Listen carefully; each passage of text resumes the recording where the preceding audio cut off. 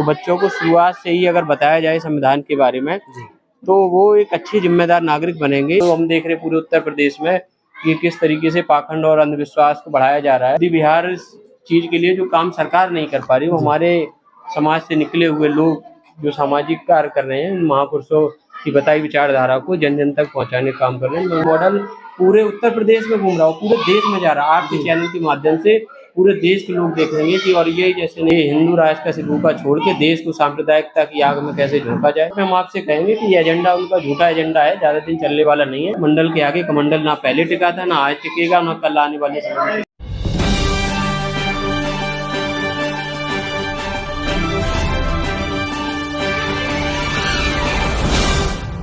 नमस्कार, जय भीम, जय भारत, जय संविधान, जय विज्ञान।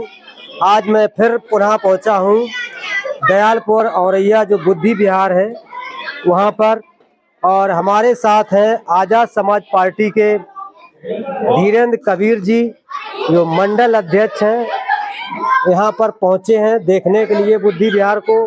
तो आज़ाद समाज पार्टी के जो हमारे साथ मंडल अध्यक्ष जी हैं धीरेन्द्र कबीर जी, इनके साथ हम आपको आज पूरा जो बुद्धि विहार है बच्चे किस तरह से पढ़ रहे हैं और हम दिखाने का प्रयास करेंगे। तो बहुत बहुत आपका धन्यवाद, साधुवाद हमसे बात करने के लिए। सबसे पहले नमो बुद्धाय, जय भीम जी।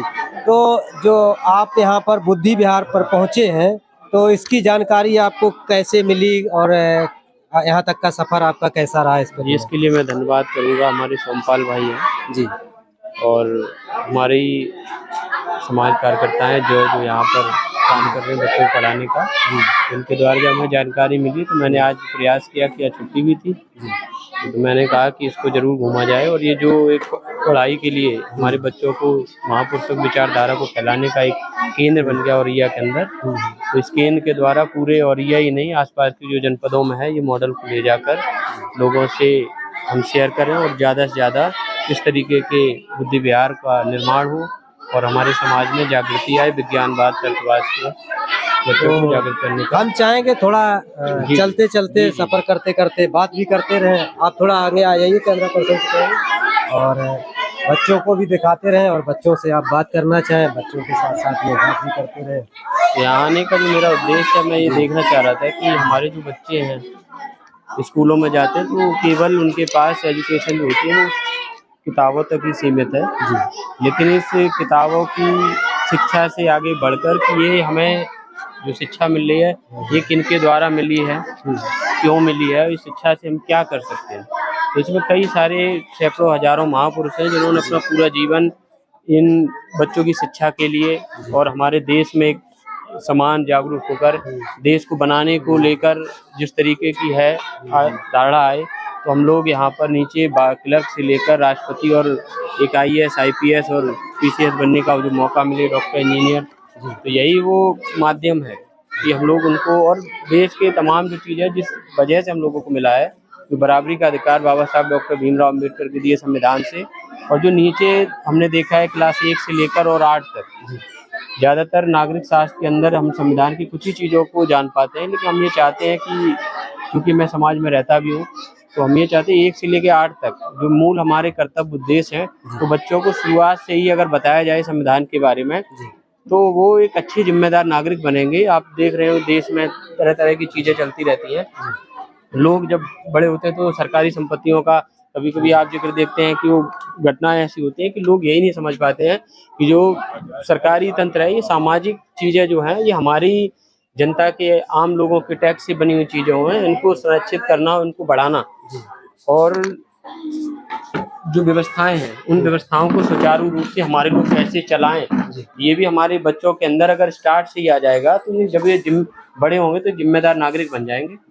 तो यही हमारा मूल उद्देश्य है। तो हम चाहते हैं कि ये जो शिक्षा है जो आज हम लोग यहाँ से शुरू कर रहे हैं, ये सरकार से भी निवेदन है कि वो अपने प्राइमरी स्कूलों में, जूनियर स्कूलों में इस तरह की एक क्लास संविधान के लिए लगाएं और संविधान की जो प्रस्तावना उसको पढ़ाएं और पढ़ाने के साथ साथ इन बच्चों का जो दिमाग है उनकी बुद्धि को डेवलप करने के लिए विज्ञानवादी, आजकल तो हम देख रहे पूरे उत्तर प्रदेश में कि किस तरीके से पाखंड और अंधविश्वास को बढ़ाया जा रहा है। तो इस पाखंडवाद का जो तोड़ है, अगर आप चाहते हैं कि इन बच्चों के अंदर ये देश आगे बढ़े और देश के अंदर जैसे चाइना, ब्रिटेन, अमेरिका की अगर हम लोग बराबरी करें जी। तो संविधान पढ़ना अति आवश्यक है और महापुरुषों को पढ़ाया जाना भी अति आवश्यक है। तो ये बुद्धि विहार इस चीज़ के लिए जो काम सरकार नहीं कर पा रही, वो हमारे समाज से निकले हुए लोग जो सामाजिक कार्य कर रहे हैं, महापुरुषों की बताई विचारधारा को जन जन तक पहुंचाने का काम कर रहे हैं लोग। जैसा कि आपको थोड़ा रोकना चाहेंगे, जी। कैमरा पर्सन से कहेंगे थोड़ा जो गेट पर लिखा हुआ है उसको जूम करके दिखाइए। अगर आपको ये निर्माण तार्किक और सकारात्मक लगा हो और आप सक्षम हो तो फिर आप यहाँ से सुनिश्चित करके जाएं कि इस प्रकार का निर्माण अपने जन्म स्थान या पैतृक गांव में अवश्य कराएंगे। अनामिका AK सिंह। ये जो एक लेख लिखा गया है, यहाँ जो भी लोग आते हैं उनके लिए एक उपदेश है। तो हम जानना चाहेंगे, आप एक युवा हैं, आप एक ऐसी पार्टी से जुड़े हुए हैं जिसने अपनी काबिलियत पर एक ताकतवर लीडर को तैयार किया है। तो जो ये लेख लिखा है अनामिका सिंह AK सिंह जी ने, क्या आपके भाव इससे कुछ जुड़ते हैं? ऐसा होना चाहिए गांव-गांव में जो भी सक्षम लोग। मैंने देखो, जब मैं यहाँ पे आया, जब मैंने ये देखा तो मैं उनके जो उनका ये प्रयास है, इस प्रयास से पूरी तरीके से मैं समर्थन करता हूँ उनका। और मैंने भी ये चीज़, ये पहली बार हो रहा है, तो भाई ने जब ये भीम आर्मी बनाई तो भीम आर्मी पाठशाला हमारा मॉडल ही यही है।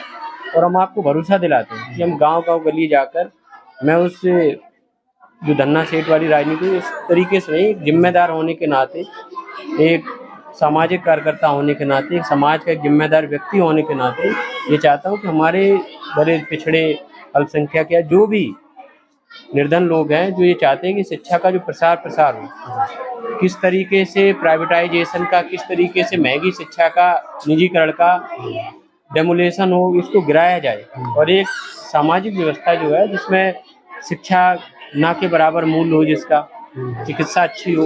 तो हम ये चाहते हैं, यही मॉडल जो है, जो हमारे बच्चे आज पढ़ने आ रहे हैं, तो इनमें से चाहे वो DM का बच्चा हो, चाहे वो इंजीनियर का बच्चा हो, चाहे विधायक का हो, चाहे इंजीनियर का हो, चाहे मंत्री का हो, और चाहे गरीब आदमी का हो, मैं चाहता हूँ एक छत के नीचे पढ़े और समान शिक्षा, समान अधिकार तभी लागू हो पाएगा। नहीं तो आप बताओ, एक आदमी 20,000 रुपये महीना खर्च कर रहा हो, एक आदमी एक प्राइवेट स्कूलों में जा रहा है 6,000 वाले में, और एक बच्चा जा रहा है फ्री वाले में, वहाँ पे आधे तो मिड डे मील में चला गया, तो अब कोई देखने वाला नहीं है। गरीबों के बच्चे जा रहे हैं, गरीबों के बच्चे खेल रहे हैं, भाग रहे हैं, स्कूल में आ रहे हैं, बहुत दुखद चीज़ है। तो हम ये चाहते हैं जो बड़े लोगों के घर में समान शिक्षा लागू कम से कम 8 तक, और हायर एजुकेशन में भी हम ये चाहते हैं कि वो लोग पढ़ें, लिखें और जानें। जब तक कि अमीरों के लड़के और गरीबों के लड़के एक साथ एक बेंच पे नहीं पढ़ेंगे, तब तक इस देश का उद्धार होना हमें नहीं लगता है। तो इसके लिए भी हम लोग चाहते हैं, तो युवा होने के नाते जब हम चीज़ें देख रहे हैं, जब हमें समाज मौका देगा इस उत्तर प्रदेश में, तो बहुत जल्द यहाँ की राजनीति जो है जिस तरीके की बनाएगी, इस राजनीति को भी हम सरलीकरण करके हमारे जैसे युवाओं को मौका मिले। और हम अपील भी करते हैं कि सारे लोगों से, यही बच्चे देश का भविष्य है। सच्चाई यही है कि क्योंकि मेहनत का मेरा वर्ग के बच्चे हैं, इनको पता है कि ज़मीन से उठकर ऊपर तक आना और इस देश की असली भावनाओं को पूरे दुनिया के पटल पर लाना, यही लोग कर सकते हैं, पैसे वाले लोग नहीं कर सकते। तो गांव-गांव जाकर, और ये जो मैंने यहाँ का देखा, महापुरुषों की तस्वीर देख रहे हैं, तो इसमें बहुत सारे सैकड़ों महापुरुषों की तस्वीरों, कई अनगिनत लोग ऐसे हैं जो अभी भी इस दीवार पे नहीं आ पाए।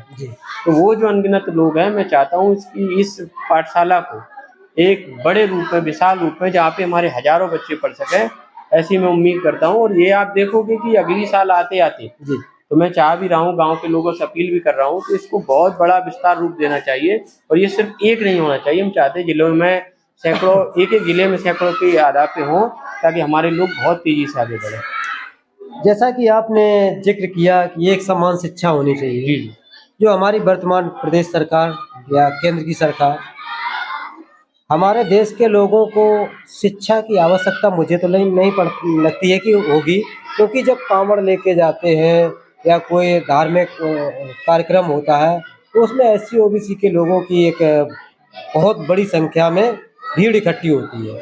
तो मेरा जो कहने का मतलब है, हम आप जैसे कुछ ही लोग शिक्षा की तरफ लोगों को आकर्षित करते हैं या जोड़ने का प्रयास करते हैं, लेकिन एक बहुत बड़ा तबका जो अंधविश्वास पाखंड की तरफ जाता है, उसको कैसे हम लोग रोक पाएंगे और कैसे इस तरह से जोड़ पाएंगे, क्योंकि आप एक युवा हैं, आपके पास एक नई सोच होगी, तो वो हमारे दर्शक और हम जानना चाहेंगे। बार बार आप ये कहते हैं, मैंने कहा ना कि जब आप राष्ट्रपिता महात्मा ज्योतिबा फुले के बारे में पढ़ते हैं तो वो कहते हैं कि एक शिक्षा ही वो माध्यम है जो लाखों करोड़ों और अरबों लोगों को एक जगह पे ला सकती है और आपको ये बता सकती है क्या चीज़ अच्छी है, क्या चीज़ खराब है।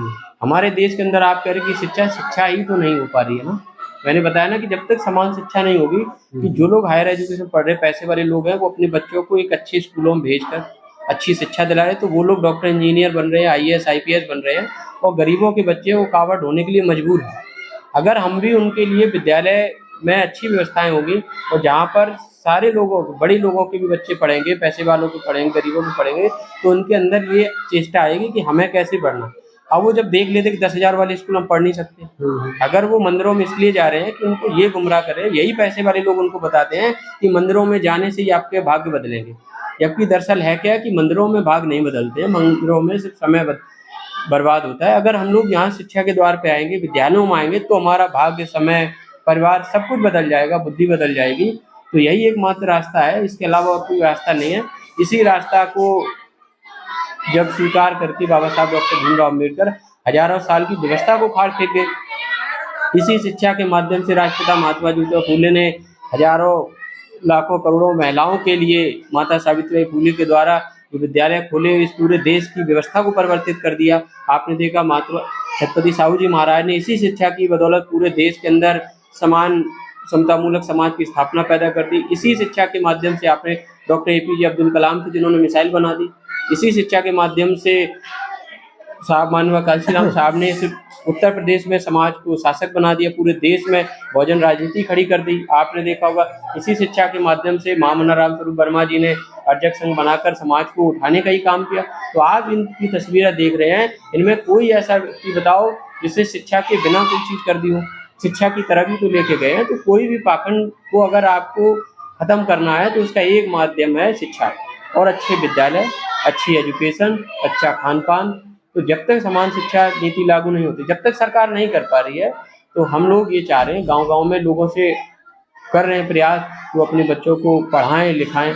और हम लोग जब इस जगह पे आएंगे तो शिक्षा का महत्व बताएंगे लोगों को। हम बता भी आप जैसे लोग हैं जो हमारी मदद करा रहे हैं, और डॉक्टर साहब हैं जो अनामिका जी हैं, मैं उनका भी आपके माध्यम से धन्यवाद देना चाहते हैं कि इस बदनपुर के अंदर उन्होंने ये प्रयास ही नहीं किया, पूरे औरैया को बदलने का प्रयास कर दिया है। और ये मॉडल मैं ईमानदारी से कह रहा हूँ कि मॉडल पूरे उत्तर प्रदेश में घूम रहा हूँ, पूरे देश में जा रहा है। आपके चैनल के माध्यम से पूरे देश के लोग देखेंगे कि और ये जैसे नहीं है, जो उन्होंने बताया कि कई जगह उन्होंने ये खोला है।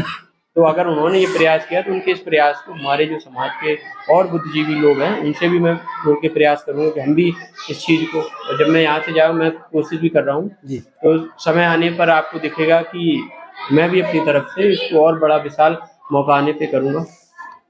एक सवाल आपसे, और जिस तरह से हिंदू राष्ट्र, भारत को हिंदू राष्ट्र बनाने के लिए धीरेन्द्र शास्त्री जैसे लोग एक यात्रा निकाल रहे हैं, क्या हमारा Bahujan Samaj, SC ST OBC या आदिवासी जो भी हक वंचित लोग हैं, मूलभूत मुद्दों का एक कारवा, एक रथ नहीं निकाल सकते जिससे पूरे देश में जागृति जाए, लोगों को पता चले कि हमारी जो मूल समस्या है वो क्या है, लोगों तक आवाज़ जाए। जब एक ये अंधविश्वास पाखंड फैलाने के लिए इतना बड़ा ड्रामा कर सकते हैं, तो हम लोग तो हमारे महापुरुष लड़ते रहे, आंदोलन करते रहे। ये मेरा निजी विचार है आपसे रखने का कि क्यों ना एक ऐसा आंदोलन छेड़ा जाए इस देश में जिससे जो हमारे लोगों के मुख्य मुद्दे हैं वो समाज के सामने, देश के सामने। अभी आपने बताया कि हिंदू जागरण यात्रा जी, भारत को हिंदू राष्ट्र बनाने की, मैं ये कह रहा हूँ कि देश को हिंदू राष्ट्र बनाने की आवश्यकता क्या है, आप बताइए। जब बाबा साहब डॉक्टर भीमराव अम्बेडकर ने इस देश को धर्मनिरपेक्ष बना दिया है, क्योंकि ये भारत देश जो है डाइवर्सिटी का देश है, इसमें कई धर्मों के लोग, अगर क्यों ना, मैं ये चाहता हूँ कि जो लोग हिंदू राष्ट्र की बात कर रहे हैं वो जाति विहीन समाज की बात क्यों नहीं कर रहे। अगर इनको इस देश को आगे बढ़ाना है, दबे कुचले समाज को अगर समानता पे लाना है, उन लोगों को गैर बराबरी मिटानी है, तो जाति विहीन समाज यात्रा क्यों नहीं निकालना। आप अगर चाहते सारे हिंदू हैं तो जातियाँ खत्म कर दो, उस पे तो वो बात नहीं कर रहे। ये सिर्फ और सिर्फ हमारे दलित पिछड़े जो लोग हैं जो पढ़ लिख कर आगे बढ़ रहे हैं, उनको गुमराह करके किस तरीके से उन्हें पुरानी व्यवस्थाओं में, मनवादी व्यवस्था में कैसे ढकेला जाए, ये हिंदू राष्ट्र का सिरूपा छोड़ के देश को सांप्रदायिकता की आग में कैसे झोंका जाए। वो सिर्फ अपनी धार्मिक आधार पर राजनीतिक रोटियां सेकने के लिए उनके एजेंट रूप में घूम रहे हैं, रुपए पैसा लेके। हमारे समाज के जो पिछड़े लोग हैं, दलित हैं, उनको कई सारे लोग हैं जो अशिक्षित लोग हैं, उनके बीच जाकर धर्म की आग लगाकर उन लोगों को रोड पे लाकर गैर धर्मों के लोगों से लड़ाने का काम कर रहे हैं। तो इसके लिए हम लोग इस बहुजन समाज के जो जागरूक लोग हैं, वो उनके इस जाल को, इस एजेंडे को फेल करने के लिए समय समय पर लोगों को जगाने का भी काम कर और बताने का भी काम कर रहे हैं। तो निश्चित तौर पे हम आपसे कहेंगे कि ये एजेंडा उनका झूठा एजेंडा है, ज़्यादा दिन चलने वाला नहीं है। क्योंकि बहुत देश के अंदर भले ही ज़्यादा लोग पढ़े लिखे कम हैं, लेकिन जो लोग पढ़े लिखे हैं, क्योंकि सच्चाई को ज़्यादा दिन दबा नहीं सकते। और एक सच्चा आदमी, मैंने कहा ना कि एक पढ़ा लिखा व्यक्ति बाबा साहब डॉक्टर भीमराव अम्बेडकर के रूप में हजारों साल की गुलामी कलम से खत्म करके चला गया। तो आज हजारों लाखों लोग हैं, पढ़े लिखे लोग हैं, जो इस तरीके के जो झूठे प्रपंच चल रहे हैं, प्रोपेगेंडा चला रहे हैं, उनकी इस एजेंडा को कभी कामयाब नहीं होने देंगे। और देश के अंदर सांप्रदायिकता, ध्रुवीकरण की राजनीति को जल्दी कामयाब हुई है। जो झूठ फैलाया उन्होंने, जुमलेबाजी फैलाई है, तो धर्म के आधार पर देश को मिटने नहीं दिया जाएगा। क्या इसको हम कह सकते हैं, जिस तरह से बीपी सिंह जी का जो मंडल का ओबीसी को आरक्षण देने का जो मंडल की रूपरेखा तैयार की गई थी, उसी के काट में लाल कृष्ण आडवाणी और अटल बिहारी वाजपेयी ने एक कमंडल का रथ निकाला था। क्या मैं इसको कह सकता हूँ, धीरेन्द्र शास्त्री का जो ये षड्यंत्र है, जो SC OBC के लोग, आदिवासी लोग जो पढ़ रहे हैं, लिख रहे हैं, समझ रहे हैं चीज़ों को, उसको रोकने के लिए ये एक हिंदू राष्ट्र की यात्रा निकाली जा रही है। तो आपने एक चीज देखा होगा 90 के दशक में जब ये मंडल का मंडल चल रहा था, तो आप उसी चीज को देखो कि उनका असर फिर क्या हुआ था। आपने देखा कि साहब कांशीराम जी ने मुलायम सिंह जी के साथ मिलकर इस कमंडल को कहाँ पहुंचा दिया था। तो आपने एक नारा भी चला था कि मिले मुलायम कांशीराम, हवा में उड़ गए। बाकी आप चीज़ें समझते हैं, तो वही चीज़ है कि जब उन्होंने उनकी राजनीति को फेल किया, तो आज भी जो चल रहा है तब का हमारे लोग लगातार काम कर रहे हैं। ऐसा नहीं कि देश में काम कर रहे हैं, और ये निश्चित तौर पे ज़्यादा दिन कामयाब नहीं होंगे। समाज समझ गया झूठ की राजनीति ज़्यादा दिन नहीं चलती है। और आपने देखा कि जुमलेबाजी चल चल के आज समाज क्या स्थिति हुई। जो लोग 400 पार करे थे, उनकी स्थिति क्या हुई आने वाले समय में वो भी उनको दिख जाएगा। और देश में बहुत बड़ा कर्ज हो चुका है। तो ये जब पढ़े लिखे लोग, आप नौजवान देख रहे हैं, 2-3 साल के बाद जब उनकी समझ बढ़ेगी, विद्यालय बंद हो रहे हैं। मैं तो कह रहा हूँ ये दुर्भाग्य है इस उत्तर प्रदेश का कि आपने सुना कि 27,000 विद्यालय, 69,000 शिक्षक भर्ती में किस तरीके घोटाला किया जा रहा है, किस तरीके EWS के माध्यम से जो पैसे वाले लोग हैं, गरीबी के आधार पे आरक्षण बनाया, वो भी 8 लाख की कैप लगा दी। मुझे ये समझ नहीं आता कि अगर 8 लाख वाला गरीब है, तो फिर गरीब कितने वाला होगा, उसका भी तो ये बिल बताओ। तो ये जो झूठ है ज़्यादा दिन नहीं चलेगा, ये आंदोलन खड़ा हो जाएगा। यही हम काम कर रहे हैं तो लोगों को बताने का। जब हमारे समाज के लोग तैयार हो जाएंगे, समझ जाएंगे, तो हवा होने में ज़्यादा देर नहीं लगेगी। तो लास्ट साल चल रहा है, आते आते 2-4-6 महीने के बाद आप देखोगे यही लोग मैदान छोड़ जाएंगे। तो आप सब लोगों की मदद से ज़्यादा दिन ये चलेगा नहीं। तो मंडल का जो है, मंडल के आगे कमंडल ना पहले टिका था, ना आज टिकेगा, ना कल आने वाले समय में टिकेगा। ये चीज़ है। चलिए, हमसे बात करने के लिए आपका बहुत बहुत धन्यवाद। इसके साथ इस वीडियो को समाप्त करते हैं। जय भीम, जय भारत, जय संविधान।